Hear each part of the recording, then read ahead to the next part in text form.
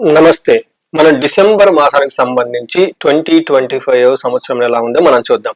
ఎప్పుడైతే మనం December month అన్నామో మనకి 3 విషయాలు చాలా విశిష్టత గల విషయాలు మన బుర్రలోకి వస్తూ ఉంటాయి. ఒకటి, డిసెంబర్ మంత్ 2025 సంవత్సరానికి లాస్ట్ మంత్.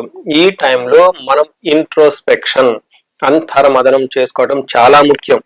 జీవితంలో మనకి ధర్మార్థ కామమోక్షాలు సాధించుకుంటూ ముందుకెళ్లాలని మనకి సమస్త శాస్త్రాలు చెప్తూ ఉన్నాయి. జ్యోతిష శాస్త్రం యొక్క ముఖ్య ఉద్దేశం కూడాను ఎవరైతే ఎదుగుదలకు ఎలా వెళ్తే ఎదుగుతారు, ఎదగటం లేదంటే కారణాలు ఏంటి, ఏం చేస్తే ఎదుగుతారు అని చెప్పడానికి కావాల్సిన సబ్జెక్టే ఈ జ్యోతిషం.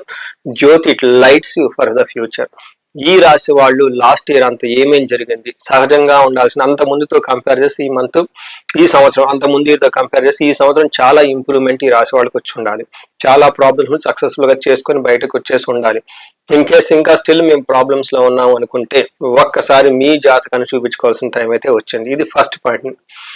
నెంబర్ 2 పాయింట్, ఈ జాతకం ఈ టైంలో మీకు ఒక డిసెంబర్ 16th నుంచి ధనుర్మాసం స్టార్ట్ అవుతుంది. ఎప్పుడైతే ధనుర్మాసం స్టార్ట్ అవుతుందో పేడగళ్ళలోకి జల్లుకుంటాము, ముగ్గులు వేసుకుంటాం, గొబ్బెమ్మలు పెట్టుకుంటాం, హరిదాసులు వస్తారు, గంగిరెద్దులు వస్తూ ఉంటారు.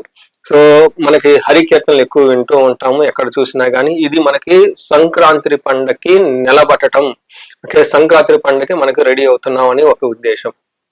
మూడోది ముఖ్యమైన, ఇది వెకేషన్ టైం. ఈ టైంలో చాలా మందికి స్కూళ్ళల్లో క్రిస్మస్ వెకేషన్స్ ఇస్తూ ఉంటారు, సంక్రాంతి వెకేషన్స్ ఇస్తూ ఉంటారు. సాఫ్ట్వేర్ వాళ్ళకి పర్టికులర్ గా అందులో చేసిన వాళ్ళకి తెలుస్తుంది, సర్వర్ డౌన్ టైం అంటారు, zero coding or no coding updation అంటూ ఉంటారు. ఈ టైంలో చాలా మందికి వెకేషన్స్ ఇస్తూ ఉంటారు. హెచ్ఆర్ వాళ్లే కాల్ చేసి ఎంప్లాయీస్ కి మీ ట్రావెల్ ప్లాన్ ఇవ్వండి, వెకేషన్ ప్లాన్ ఇవ్వండి అని అడుగుతూ ఉంటారు అనమాట. ఇలా వెకేషన్ కి ఇప్పటిదాకా మనకి కార్తీక మాసము అలా అన్ని మాసాలు ఇంటర్నల్ గా చూసుకొని ఈ టైంలో బయటకు వచ్చేసి చక్కగా ఎంజాయ్ చేసి సెలబ్రేట్ చేసుకోవాల్సిన ఒక మంత్ ఈ డిసెంబర్ మంత్. ఈ డిసెంబర్ మంత్ లో ఒక స్వీట్ న్యూస్, ఒక హ్యాపీ న్యూస్ కర్కాటక రాశి ఏంటంటే ఈ మంత్ మీకు చాలా బాగా ఉండబోతుంది. కరెక్ట్ గా రాసుకోండి, ఈ మంత్ మీకు చాలా చక్కగా ఉండబోతుంది. ఇన్ కేస్ సరిగా లేదు అనుకుంటే ఒకసారి హారోస్కోప్ చూపించండి. మనం చూసుకుంటే ఈ కర్కాటక రాశిలో పుష్యమి 4వ పాదం, పునర్వసు 1, 2, 3, 4 పాదాలు, ఆశ్లేష 1, 2, 3, 4 పాదాలంతా ఈ కర్కాటక రాశిలో ఉంటారు. పేరు బలం కనుక చూసుకుంటే వీళ్ళకి హీ, హూ, హే, హో, డా, డి, డూ, డే, డో అన్న లెటర్స్ అంతా కూడా మనకి ఇందులోనే ఉంటాయి.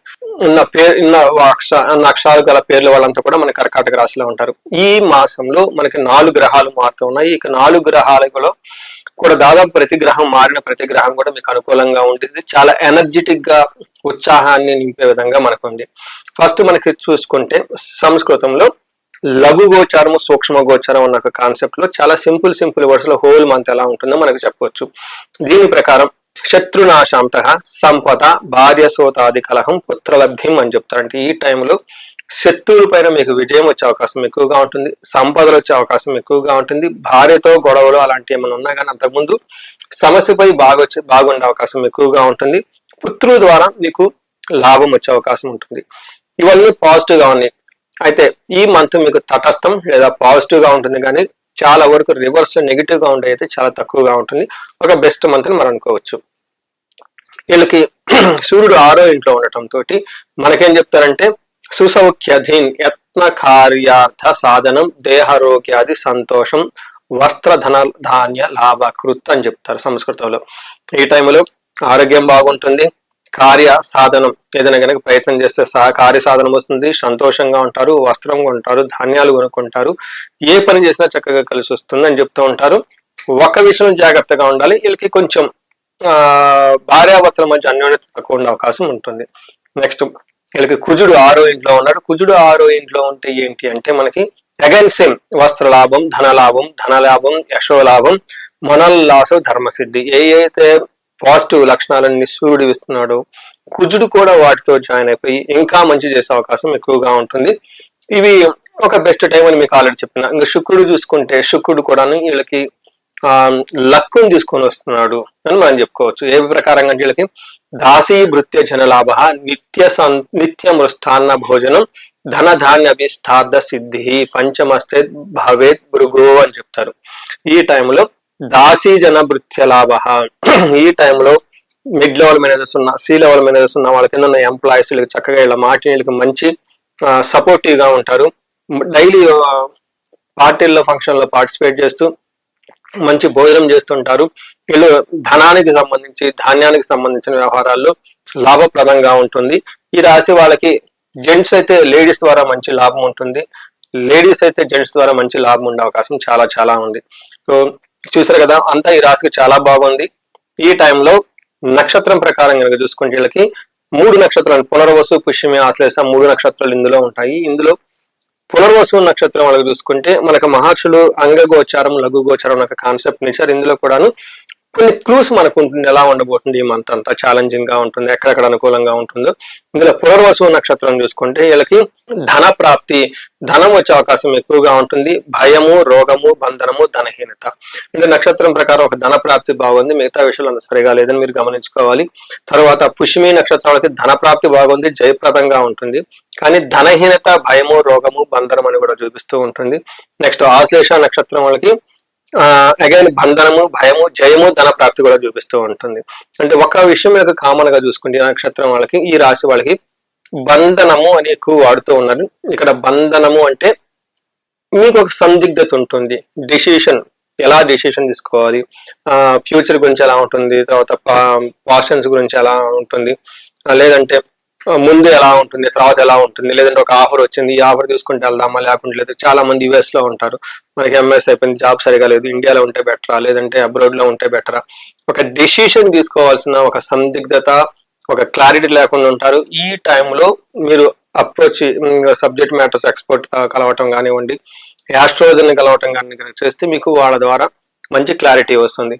వీటితో పాటు మీరు కనుక చూసుకుంటే ఈ రాశి వాళ్ళు బంధించబడినట్లు ఎప్పుడైతే ఉంటుందో అనంత పద్మనాభ స్వామిని కనుక ధ్యానం చేసుకున్న, గుడికి దర్శించుకున్న చాలా బాగుంటుంది. విష్ణు ఆలయాలు దర్శించుకుంటే మీకు చక్కగా ఈ బంధించబడిన ఉన్న పరిస్థితి నుండి పోయి ఒక డైరెక్షన్ అయితే మీకు వస్తుంటుంది. ఎవరైతే ఇక్కడ హైదరాబాద్ లో ఉన్నారో, మనకి కర్నూలు వెళ్ళే రోడ్లు, లేదంటే మనకి బెంగళూరు వెళ్ళే రోడ్లు, హైదరాబాద్ నుంచి ఒక 30 కిలోమీటర్స్ దూరంగా వెళ్ళిపోతే మీకు కొత్తూరు అని ఉంటుంది. అక్కడ పెంజర్ల్ అనే విలేజ్ ఉంటుంది. అక్కడ అనంత పద్మనాభ స్వామి స్వయంభూగా ఉన్నారు. అక్కడికి వెళ్ళి మీరు కొంచెంసేపు కూర్చొని మెడిటేషన్ చేసి దేవుని ప్రార్థించండి, మాకు డైరెక్షన్ చూపండి, మాకు క్లారిటీ కావాలంటే.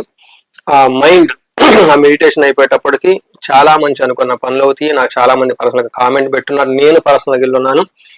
ఈ నాలాగా స్టూడియోలో కూర్చున్న చాలా మంది యాంకర్లు వెళ్ళారు అక్కడికి, నేను చెప్పిన తర్వాత మంచి ఫీడ్బ్యాక్ ఇచ్చారు. ఈ టైంలో ఈ రాశి వాళ్ళు అక్కడికి అనంత పద్మనాభ స్వామిని ఒకసారి దర్శనం చేసుకోవాలని చెప్పేసి ఇది ఒక రెమెడీగా నేను మీకు సజెషన్ చేస్తూ ఉన్నాను. ఈ రాశి వాళ్ళకి ఆశ్లేష, పునర్వసు నక్షత్రం వాళ్ళకి కొంచెం ఏదైనా కనుక పని చేస్తే ఆటంకాలు వచ్చే అవకాశం ఎక్కువగా ఉంటుంది, బట్ అవి కూడా పెద్ద పెద్దగా వచ్చింది.